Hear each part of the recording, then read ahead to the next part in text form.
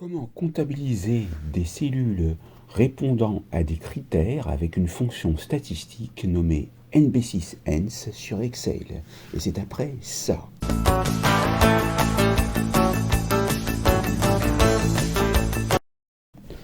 Donc, nous avons ici un tableau représentant des clients qui ont des factures en retard, impayées, et des factures impayées. Et nous voulons les comptabiliser tout simplement dans les cellules réceptrices de ces deux demandes. C'est très simple, donc vous allez déjà créer un tableau qui pourra être différent de celui-ci, indiquer des dates et indiquer dans la colonne payée par des croix celles qui sont déjà payées et par des cellules vides celles qui sont impayées et impayées en retard. Nous allons passer tout de suite dans le vif du sujet et je vais donc supprimer les cellules contenant les formules. Je vais donc flouter la formule et vous montrer comment il faut procéder pour ces deux formules. On va commencer par le nombre de factures impayées. Pour aller trouver cette fonction de statistique, vous allez aller par le biais du clic gauche sur plus de fonctions, puis toujours clic gauche sur statistiques pour voir ici par ordre alphabétique le nombre 6 ENS sur lequel vous cliquez avec le clic gauche. Vous voyez que c'est une fonction qui compte le nombre de cellules spécifiées par un ensemble de conditions ou de critères. Le premier argument obligatoire est plage critère 1 qui représente la plage de cellules à évaluer d'après une condition particulière qui est donc ici le nombre de factures impayées que l'on doit choisir dans la colonne payée. On va donc aller cliquer sur la languette avec le clic gauche pour ensuite choisir uniquement les données, c'est-à-dire ici de H2 à H27, et on retourne sur la languette de sélection pour ensuite aller sur critère 1, et ici comme c'est très simple, nous n'avons qu'à indiquer deux fois le signe thèse guillemets pour indiquer qu'il s'agit de cellules vides. Et qu'est-ce que vous remarquez dans les résultats? Il y en a 18. On va cliquer sur OK. En effet, si vous allez du chiffre 2 à 27, il y a 26 entrées. Sur ces 26 entrées, on va retirer les croix qui représentent les factures payées. 1, 2, 3. Donc, vous avez non pas 27, mais 26 entrées, puisqu'on ne compte pas les en-têtes de colonne. Donc 26 moins 8 font bien 18. Donc vous voyez que cela fonctionne bien. Maintenant, c'est un petit peu plus complexe pour le nombre de factures impayées en retard, puisque vous devez toujours utiliser la fonction statistique NB6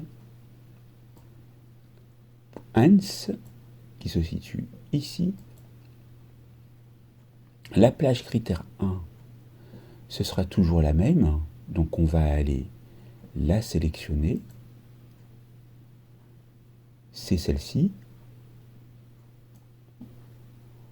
Ensuite, nous allons aller sur la languette de sélection. Dans critère 1, cette fois-ci, nous devons choisir les délais de paiement. Ensuite, nous allons tapez ou allez sur plage critère 2 et tapez 2 fois donc les guillemets pour indiquer qu'il s'agit des cellules vides. Puis nous allons mettre un critère 2 qui est donc ici le signe inférieur. Alors le signe inférieur sur votre clavier, il se situe donc juste à droite de la touche Shift. Et on va indiquer donc et aujourd'hui, et on va voir si ça fonctionne. J'ai entré un nombre insuffisant d'arguments pour la fonction. J'ai dû oublier quelque chose. En effet, voilà. Donc, lorsque vous rencontrez des erreurs, vous avez ceci qui apparaît. Je l'ai fait volontairement. Donc, vous allez vérifier si il n'y a pas d'erreur dans la fonction. Et pour ce faire, je vais vous expliquer ce qu'il faut faire. Donc, on se rend dans la fonction, bien sûr, juste avant le deuxième critère, et non pas après. Et là, vous voyez que ça fonctionne, puisque si le chiffre 1 apparaît pour les nombres de factures impayées en retard, vous allez voir que ça correspond en fait à Georgette Albert, puisque au 21 janvier 2025, qui est une date échue, elle n'a toujours pas payé sa facture. Et pour vous montrer que cela fonctionne, on va aller modifier donc ici encore les dates. On va mettre par exemple à la place d'avril ou à la place de l'année, on va mettre 2023. Je valide, j'obtiens 2. Et ainsi de suite pour d'autres formules. Vous voyez ici. Donc ici par exemple nous sommes à la date où je fais cette vidéo, le 5 avril 2025. Si je mets donc 4 avril 2025 et que je valide, ça fonctionne tout à fait.